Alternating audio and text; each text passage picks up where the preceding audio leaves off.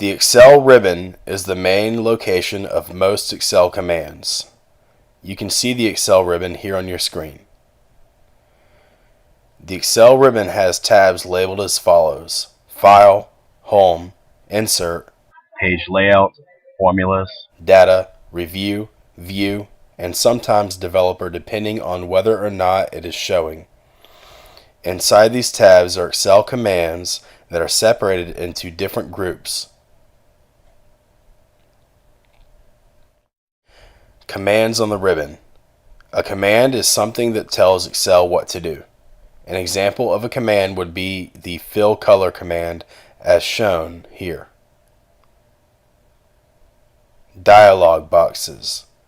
As mentioned, there are groups of commands on every ribbon offered by each individual tab. On the bottom right corner of some command groups, you will see a small arrow button pointing down right. This arrow appears in command groups that provide more command options than can fit into the command group.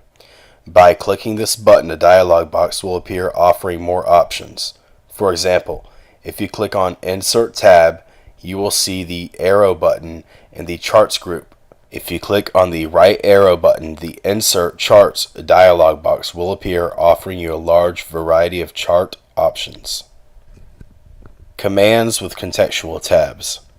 Some commands, such as charts, word art, and equations, have contextual tabs.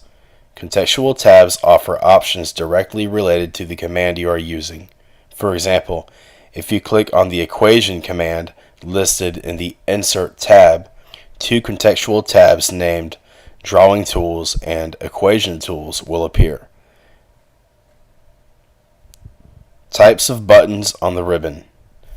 Simple buttons. Simple buttons perform their command with one simple click. Examples of simple buttons are the Grow Font command button or Shrink Font command button, which both perform exactly what they say they will do with one simple click. Toggle buttons. A toggle button performs its task when clicked, but also displays information to let you know if it is already used or not already used. An example of a toggle button would be the Italics command button in the font group. If a word is already italicized, then the Italics button will appear orange to let you know that it has been used. A word is either italicized or it isn't.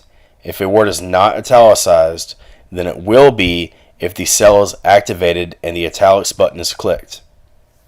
If a word is already italicized, then by clicking the Italics button, the word will simply no longer be italicized. Simple drop-downs. Any command that has an arrow pointing down is a simple drop-down. Simple drop-downs give you several different options for the command. An example of a simple drop-down would be the font size. By clicking the down arrow, a box and scroll bar will appear that offers you many different sizes to make your fonts.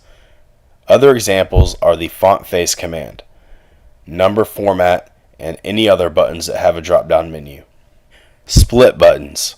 A split button control is a combination of a button that performs its command with one click, similar to a simple click button or a toggle button, and a drop-down command. You can simply click the button, perform a command, or click the arrow, which will offer you several different similar options. An example of a split button would be the Merge and Center button. If you were to highlight some cells and click this button, it would simply merge and center the cells with one click. You could also click the down arrow and it would give you other similar options such as merge across, unmerge cells, and more. Checkboxes. Checkboxes simply turn something on or off. An example of a checkbox command can be found under grid lines or headings. By checking the view box under grid lines, you would be able to see the grid lines, and if you unchecked it, you would not be able to see the grid lines in your worksheet. Spinners. Excel has one command that has a spinner button. This is the Scale command, listed under the Scale to Fit group in the Page Layout tab. You can either scroll up or scroll down, which will increase or decrease the value.